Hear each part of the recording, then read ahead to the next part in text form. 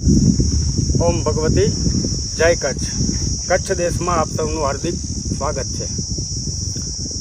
જાડેજા વંશ, સમારાજ વંશ, જેને કચ્છ ઉપર 1000 વર્ષથી એક ચક્રી શાસન કર્યું અને અત્યારે જામનગર, રાજકોટ, ગોંડલ, મોરબી, ગુજરાતની અંદર મહત્ત્વના જે સ્થળો છે ત્યાં પણ પોતાનું વર્ચસ્વ જે છે એ કાયમી રાખેલું છે. એ જાડેજા રાજવંશ ઉપર મેં એક કવિતા લખી હતી માર્ચ 2020ની આસપાસ. તો એના વિશે એક સંક્ષિપ્તમાં સમજવાનો પ્રયત્ન કર્યો હતો કે જાડેજા રાજવંશ શું છે. યોગેશ્વરે યુગ પ્રવર્તાવ્યો અને કર્યું વિશ્વ કેરું કલ્યાણ.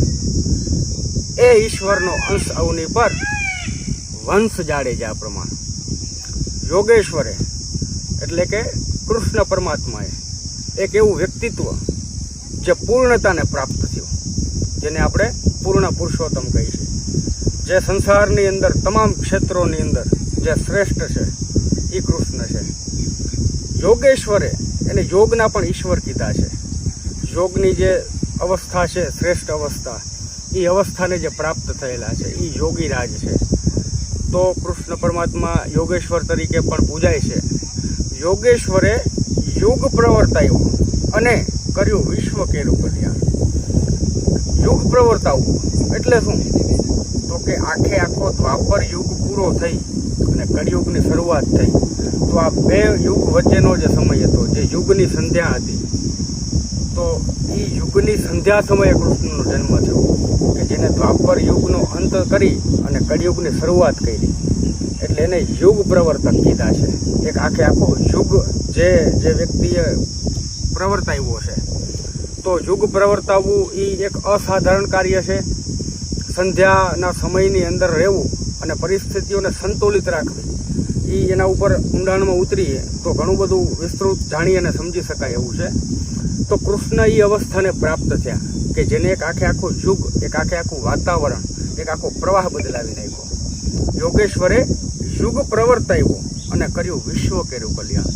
એ સમયે આ સંસારની અંદર જેટલા ધુરંધર લોકો હતા, જેટલા દૂષિત લોકો હતા, જે વર્ણસંકરત્વ હતું, જે કાંઈ પણ સંસારની અંદર હતું, એ તમામનો નાશ કરી નાખ્યો. મહાભારતના યુદ્ધની અંદર, વિશ્વની અંદર જે કાંઈ પણ વિશેષ હતું એ બધાનો નાશ થઈ ગયો અને એક નવા યુગની શરૂઆત થઈ અને સંસારની અંદર શાંતિ સ્થાપિત થઈ ગઈ. તો કૃષ્ણએ એ મુખ્ય મહત્ત્વની જે ભૂમિકા હતી એ નિભાવી. આવું જબરદસ્ત વ્યક્તિત્વ જેનું હતું એ કૃષ્ણ પરમાત્મા એ પોતે સ્વયં યાદવ હતા, ચંદ્રવંશી ક્ષત્રિય હતા. યોગેશ્વરે યુગ પ્રવર્તાવ્યો અને કર્યું વિશ્વ કેરું કલ્યાણ.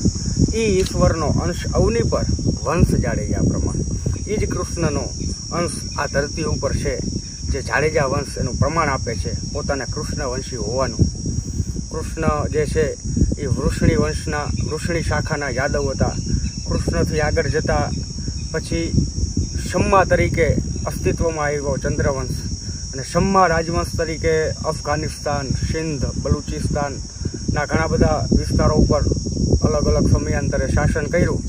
અને પછી શમ્મા રાજવંશ જે છે એ કચ્છમાં આવ્યો અને કચ્છથી હાલાર, રાજકોટ, મોરબી અને આખું જે વિસ્તાર છે. તો એ ઈશ્વરનો અંશ અવની પર વંશ જાડેજા પ્રમાણ. આજે પણ જાડેજા રાજવંશ કૃષ્ણવંશી હોવાનું જગતને પ્રમાણ આપે છે. કૃષ્ણના વંશજ તરીકે એક ગૌરવ અનુભવે છે. સીમાઓ સુરક્ષિત રાખી વર્તાવી આર્યો કેરી આણ. જાડેજા રાજવંશે મહાભારતનું યુદ્ધ પૂરું થયું એના પછી આ રાષ્ટ્રની સીમાઓ જે છે એને સુરક્ષિત રાખવાનું બહુ મહત્ત્વનું કામ કર્યું.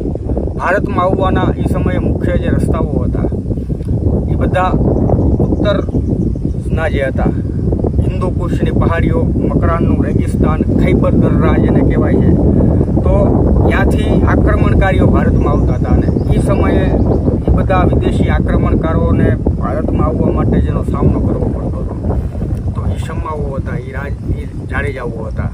એલેક્ઝાન્ડરે, સિકંદરે સિંધુ પર ચડાઈ કરી તો એમાં પણ એ લોકોનો જે નકશો હતો તો એમાં પણ શમ્મા રાજવંશના એક શાસનનો, એક રાજધાનીનો ઉલ્લેખ છે.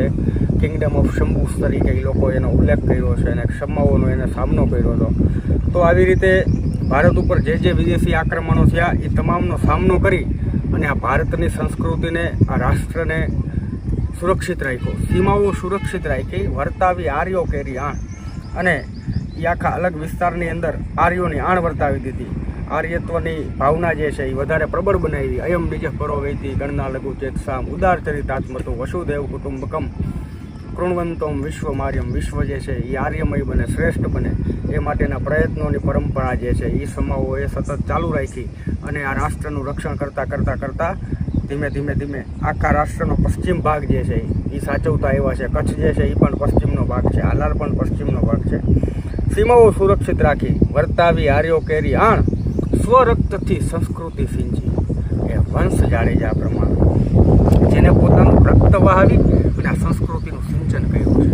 આજે કચ્છને આપણે જોઈશું. કચ્છ અત્યારે ભારતની અંદર ખૂબ મહત્ત્વનું સ્થાન ધરાવે છે. ભારતમાં જે ભારતનું અર્થતંત્ર છે એનો એક મજબૂત ભાગ જે છે એ કચ્છ ધરાવે છે. કચ્છ પાસે અત્યારે બધું જ છે. પણ જ્યારે જાડેજાઓ કચ્છમાં આવ્યા ત્યારે કચ્છમાં શું હતું? કાંઈ નહોતું. કચ્છ એક ઉજળ પ્રદેશ હતો. કચ્છની અંદર લોકો પણ નહોતા. માટે જ કચ્છનો 1000 વર્ષ પૂર્વેનો ઇતિહાસ આપણે જોવા જઈએ તો કોઈ અધિકૃત ઇતિહાસ મળતો નથી. કચ્છમાં 1000 વર્ષ પહેલાં કોણ લોકો વસતા હતા આપણને ખબર નથી. કારણ કે એ સમયે કચ્છ જે છે એ ઉજળ હતું. કચ્છની અંદર કોઈ એટલી પ્રજા નહોતી રહેતી અને આ એક જંગલ પ્રકારનો ઉજળ વિસ્તાર હતો. જાડેજાઓએ કચ્છમાં આવી કચ્છની નાની મોટી સત્તાઓને પોતાના દબાવમાં લઈ અને કચ્છની અંદર લોકોને વસાવ્યા. બહારેથી અલગ અલગ સમાજના, અલગ અલગ સંસ્કૃતિના, અલગ અલગ સમુદાયના લોકોને કચ્છમાં બોલાવી, એ લોકોને જમીનો આપી, એ લોકોને સુરક્ષા આપી અને વર્તમાન જે કચ્છ જે છે એનો જે છે એ કાયાકલ્પ કર્યો. તો આ સંસ્કૃતિને સિંચવા માટે, આ રાષ્ટ્રની ગરિમાને મજબૂત બનાવવા માટે જે જાડેજા વંશ જે છે એ સતતથી ચિંતિત રહેલો છે અને એને કંઈક વિશેષ યોગદાન આપ્યું છે. સ્વરક્તથી સંસ્કૃતિ સિંચી એ વંશ જાડેજા પ્રમાણ. ત્રીજી અને અંતિમ પંક્તિ બહુ સંક્ષિપ્તમાં કવિતા લખી છે અને ટૂંકામાં આખા વંશનો સાર સમજવાનો પ્રયત્ન કર્યો છે. જે હરકાળે કર્તવ્યનિષ્ઠ છે એ તત્વને શાશ્વત જાણ. તત્વ જે છે એ ક્યારેય નાશ નથી પામતું. દરેક કાળની અંદર, દરેક સમયની અંદર, દરેક પરિસ્થિતિની અંદર તત્વ જે છે એનું અસ્તિત્વ હોય જ છે. એટલે કોઈ પણ તત્વનો ક્યારેય પૂર્ણ નાશ નથી થતો. પણ એ તત્વ કેવું હોય છે? એ જળ તત્વ નથી હોતું, એ ચેતન તત્વ હોય છે. જે હર કાળે કર્તવ્યનિષ્ઠ છે એ તત્વને શાશ્વત જાણ. જે દરેક કાળની અંદર જે પોતાની પરંપરા છે, જે પોતાનું કર્તવ્ય છે, જે કાંઈ પણ વિચારધારા છે એનું વહન કરે છે, જે કર્તવ્ય ભાવનાથી એને વળગીને રહે છે, એ તત્વ છે એ શાશ્વત છે. જે હરકાળે કર્તવ્યનિષ્ઠ છે એ તત્વને શાશ્વત જાણ, કડી કાળમાં પ્રભાવી છે એ આ વંશ જાડેજા પ્રમાણ.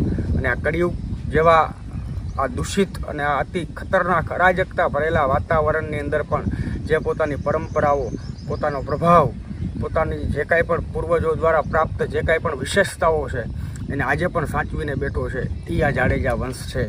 તો એકંદરે આ જાડેજા વંશની જે કવિતા લખી છે એમાં મુખ્યત્વે એ કહેવાનો પ્રયત્ન કર્યો છે કે જાડેજા રાજવંશ કૃષ્ણની પરંપરામાં કૃષ્ણથી માંડી અને શમ્મા રાજવંશ અને શમ્માથી માંડી અને કચ્છમાં આવ્યા પછી ચાડાજીથી જાડેજા થયા. તો આ કે આખી પરંપરા છે જાડેજાઓની એ આજે પણ એક ગૌરવ અનુભવી શકાય એવી બહુ મહાન પરંપરા છે.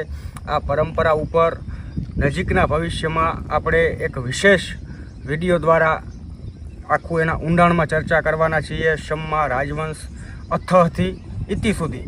તો આપ અમારી સાથે જોડાયેલા રહેજો અને વધુને વધુ લોકો સુધી આપણી આ ચેનલને, કચ્છ દેશને પહોંચાડજો, જેથી કરીને આપણે ઇતિહાસના અલગ અલગ પાસાઓને અલગ અલગ રીતે જોઈ, સમજી અને યોગ્ય નિર્ણયો લઈ શકીએ. આ સાથે અસ્તુ. જય કચ્છ.